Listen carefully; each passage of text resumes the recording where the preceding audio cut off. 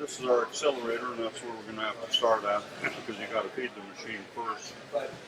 And that. So this is a John Deere accelerator because I don't have very much room in between the panels and that. So I got more room on this. Got more suction and puts it in the motor better. And then we got our paddles on the side here on an angle. So as the rotor turns, it turns this way, and we want to push the material over to the start of the rotor as it starts feeding it into the rotor. And we go in from there. Now we go over here to the rotor. The John Deere on their rotor. That we've done back. John Deere on theirs, they block it off in the front, and the rest of it, where I open mine up, it's open like a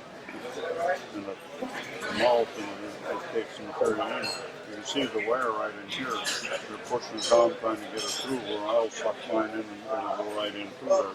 Feeds a lot better, and then you won't have any dust coming out of the feeder house. And that's what's stopping the dust to come out of the feeder house. And if it stops the dust going into the machine, it'll stop anything else that's in there with it.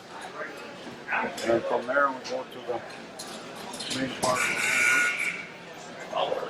And then I will go here over to the mounts and the concaves.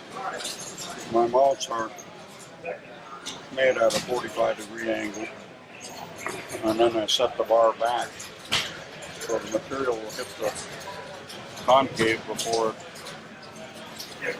the bar hits it. Everybody else has got the bars right up on the front, so the material hits the bar before it hits the concave. That's where they have trouble thrashing. Because the cylinder machine never had much trouble thrashing, and the reason is why is they feed it in, and then the cylinder hits it onto the concave. And that made a big difference in thrashing. Our concaves and separating grates are right here, the round bar concave. I got 235 more square inches of opening for concave than what Deere's got with the round bar. And then the same thing now with your separating grate. You're going to have a chance to grab it. Over here, this bars are pointed out and it shoots it above the next one all the time. And that's the way they got theirs. That's why they have trouble with the rotor loss. They don't catch it in the back of the concave, back of the separating places like they showed it. And then we go to our rotor from here. My rotor's got a 9-inch bar on it. John Deere runs 7 inches bar. So I got 4 9s, it's 36 inches, where John Deere's got 5 6s and only 30-inch track. So I beat them with 6 more inches of track. Plus on top of that, we go a 50, a 55, a 50, a 55, and that's a sharper angle on the bar on that, so you get a better thrash with it. You know, a lot better thrash. And then we come back here, and in our separating area where Deere, I should take this down. Deere's got this is their 70-degree angle. They push it ahead here, and then they thrash with this here. They thrash with the back of the bar. They don't thrash with that there, and they beat it out of there. That's why they have so much trouble. Then when you come back here, Deere's got these tines for separation, and it don't work as good as mine because we got a flat paddle, and with that paddle we got about a 10-degree angle up over, or a 20 or 30-degree angle up over here to shoot the material out.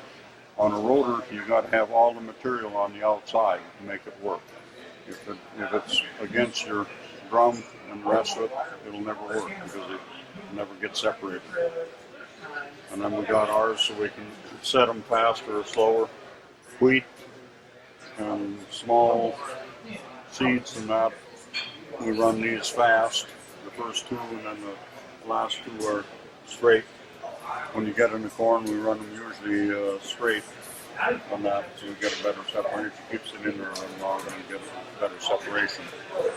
On my rotor, from when it hits the front end till it goes out the back, is 4 seconds. And when John Deere's, when it hits the front end and before it gets out the back end, it's 14 seconds. We're running side by side with two combines the same size and the rest of it. And then we come back here again on this. This is our discharge beater. And it's got a lot more grab than the rest of what John Deere's got in there.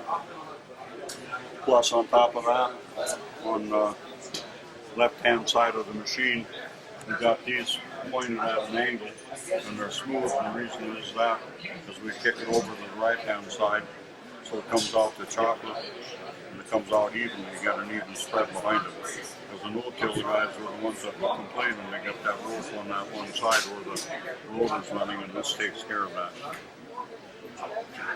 So that's about it.